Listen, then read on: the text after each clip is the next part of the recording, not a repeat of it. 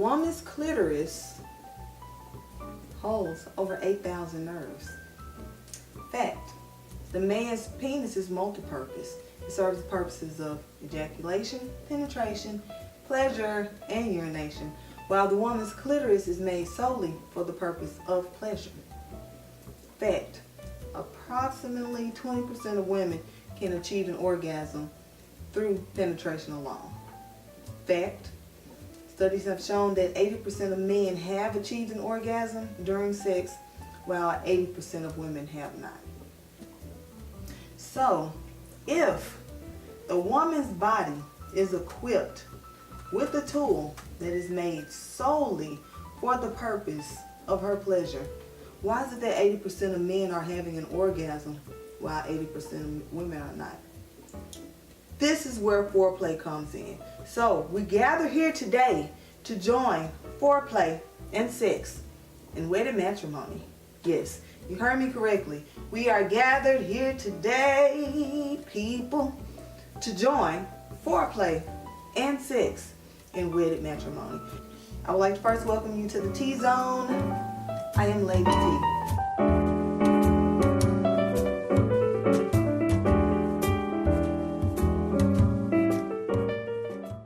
Now I know you've seen a lot of videos talking about foreplay and why we need it and men need to do it to the women. Women, it's not just for us. It's for the men as well. Because what foreplay does, it tells our body to get ready for the process of sex. Yes, I called it a process because it is a process. Foreplay is pretty much communication. So pretty much in saying foreplay is important, I'm actually saying communication is important because the two go hand in hand. When you engage in foreplay, you are taking that time to get to know each other, what pleases him, what pleases her, to the point to they can be aroused to a level to where they can achieve an orgasm. You learn these things through foreplay. This is your time to experiment. This is your time to ask questions. This is your time to get things right or wrong, so that later on you don't have that issue. You know exactly what to do. So what foreplay does is when we engage in foreplay, either the man with the woman or the woman with the man, it doesn't matter because foreplay is for both, not just for the woman. When you engage in foreplay with your partner, you're pretty much allowing their body time to tell their brain, hey, something really, really good is about to happen, and I really need you to get everything together so that I can enjoy this as much as I possibly can. Like, I want max levels of enjoyment. So, as a response, your brain starts to release chemicals, happy chemicals. Yes, oxytocin, dopamine, just to name a few. These are your happy chemicals. These are the chemicals responsible for pleasure in your body. These chemicals are released into your body and ultimately increases your blood flow to the surface of your skin, causing you to become more sensitive to touch. It increases your blood flow to your genital areas, causing the woman's clitoris to swell, the man's penis to become erect, and ultimately, man, y'all nipples get hard too, just like women. So everybody's nipples getting hard around here. Men, if you take the time to stimulate and arouse your woman before you actually attempt to penetrate her, you will not have the issue of a dry cooch. You will not have the issue of her walking around sore 2-3 days later because you entered her and she wasn't ready and it was hurting her and she didn't want to tell you. And you will not have the issue of her not getting an orgasm at the end while you're laying over there asleep because you just bust the biggest nut ever. Women, if you indulge in foreplay with your man, do you realize that he becomes more sensitive to your touch?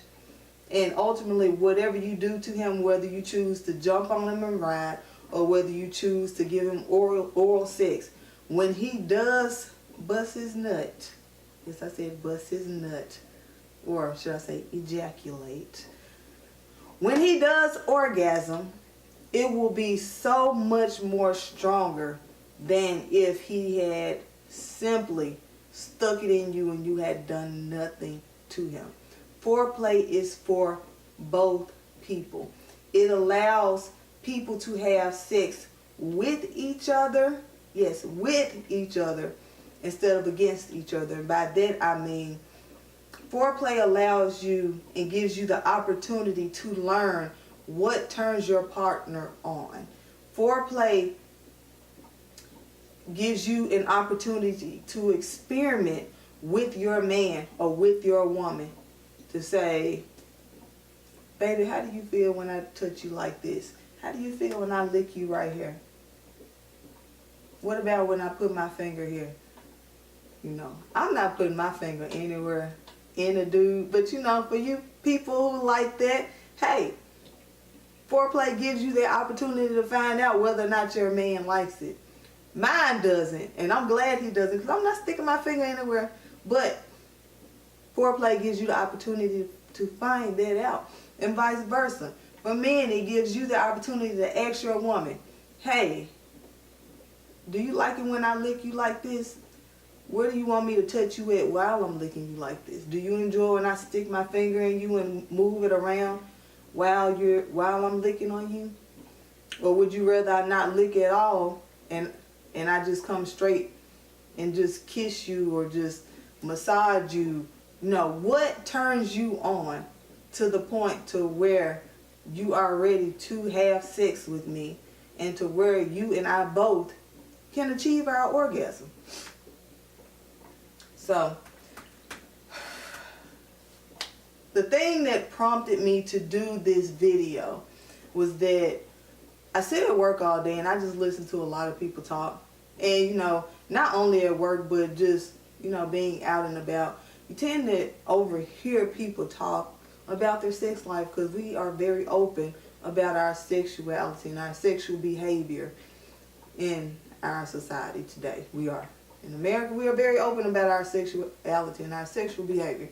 So, in overhearing some of these conversations, I often hear women say that they're not getting an orgasm because their man is either skipping foreplay or he doesn't know what he's doing. Or I see men post memes on social media saying, they'll have the skeleton in between the woman's leg, and then they'll caption it, me waiting on her to come. But then you hear him talking later on, and it's like, yeah, I had that thing wet, so I know she got hers. I know what I'm doing. Now, some men do actually know what they're doing. I won't take that away from every man. There are some of you who actually know what they're doing. But I've noticed that those are the ones who actually take time to focus more on what pleases the woman instead of what pleases them. I've heard of so many men just going down there and flicking around. Like, dude, what is this? What is this? Like, where did this come from? And where did you all get the notion that we enjoy you sticking your finger up in us with long fingernails? That shit hurts. But because we are oftentimes too, I won't say afraid, but we don't want to hurt your feelings and make you stop touching us, we'll sit there and take it instead of telling you that this shit hurts. Could you please get your sharp ass fingernails up out of me? And you don't even take the time to ask. I mean, I would think you could look at our facial expression and tell the difference between a painful facial expression and a pleasure facial expression. But I guess that isn't so, because still we have a lot of women complaining that their man just goes down there and just acts all rough and they don't get theirs, and then they gotta go soak their flower pots in Epsom salt and water or vinegar and water to draw out some of the pain from this terrible sexual experience. When all you have to do is ask. Like, we can't just automatically assume that we know what a person likes or dislikes, because every person is not the same. You know, Bob may have enjoyed you sucking his head, but Bill may want you to lick his balls instead. You know, Susan may have enjoyed you sucking on her nipples and playing with her clit at the same time, while Beth doesn't like her nipples being played with at all while you're messing with her clitoris. But you don't know that unless you ask. And a lot of times that's where foreplay and sex goes wrong. We take what we've done with another person and apply it to the next person, not knowing whether or not that person actually enjoys the same thing, and the experience ends up being more painful or annoying than it is pleasurable.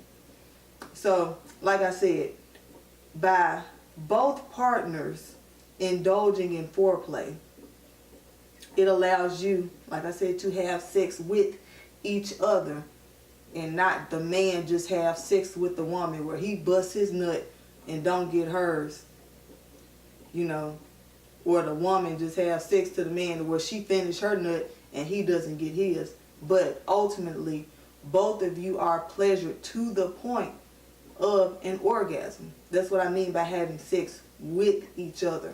Both of you know what it takes to please the other.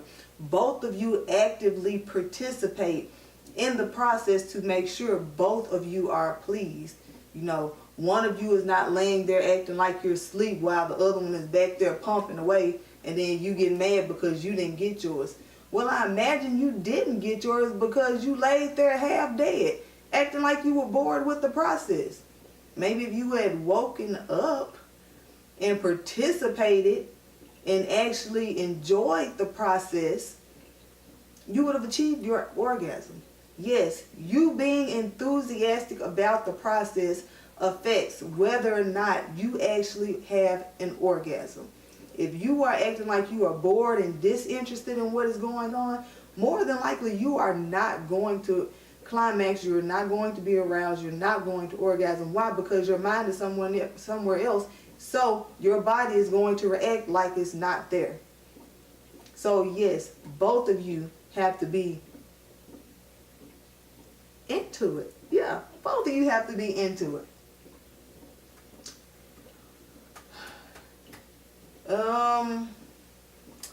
What else? So then there's the thing about women taking too long to orgasm or to become aroused.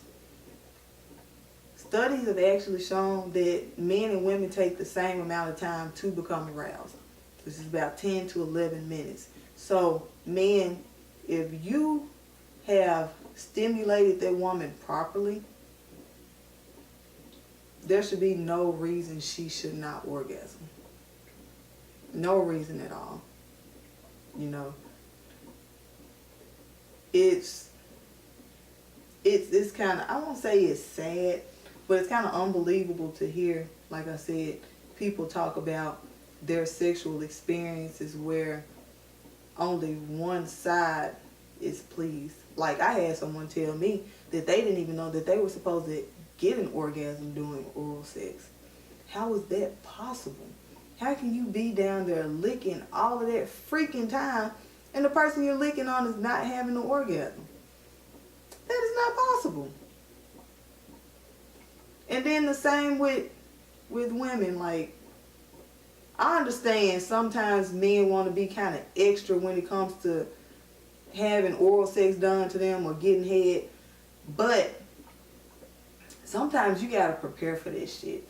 You know, men are going to try to hold it as long as they can so that they can enjoy that experience of you sucking their thing, their wee-wees.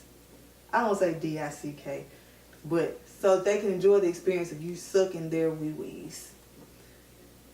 So why not just go to the store, get one of those hard cotton candy suckers or bubble gum, whichever flavor you like the best. They sell them at Walmart and the dollar store, and they're actually really good. And use those to condition your jaws to last as long as your man. Then you don't have to worry about him going around talking about you, saying that you can't hang and he ain't never bust a nut from you giving him oral sex. Just like you go around talking about him not knowing what he's doing down there and not being able to give you an orgasm during oral sex. So, in closing, just to wrap this up, foreplay enhances sex to the point to where both people participating are equally aroused. Some may be more aroused than others, but ultimately you both are aroused enough to achieve an orgasm. Foreplay is not just for men. It's not just for women. It is for whoever is participating in sex. Sex is so much better when you take the time to warm your body up. I mean, just imagine going to get a massage and the person doesn't put oil on you and they're just rubbing and rubbing and rubbing away. Their hands are not going to glide over your skin. Their hands are going to pull your skin and your meat, and you're going to be trying to follow them because it's so painful. It's going to hurt. Just in the same, you don't want to just jump into sex with men. You don't want to just stick your winkies in the woman and you haven't warmed her body up. Warm her up first. And women, warm your men up so that they can bust a nut 10 times greater than the nut they usually bust just trying to jump straight up in you. So not only will you both orgasm, but your relationship will be stronger. You'll be more trusting and open with each other because you take this time to get to know each other, to know what pleases and displeases each of you. And not only that, you're helping to improve your health. Like foreplay and the hormones and chemicals released during the process of foreplay and sex, they actually aid in lowering the risk of cancer, heart disease, lowering blood pressure levels, and they actually help boost your immune system. So, like I said, orgasms, sex, foreplay, like it's good all the way around. We were put here to orgasm. We were put here to enjoy sex. We have everything we need to make sure both sides are happy. So why not do what you need to do to ensure both sides are happy? If you're too lazy to do that, then you should be too lazy to have sex, because it's not fair for only one person to be having an orgasm while the other one's laying there looking like, the fuck was that shit?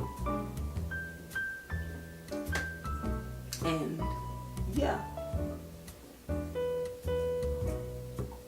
let's all get out there and have some good sex and good orgasms. And that's some tea we can all sip on.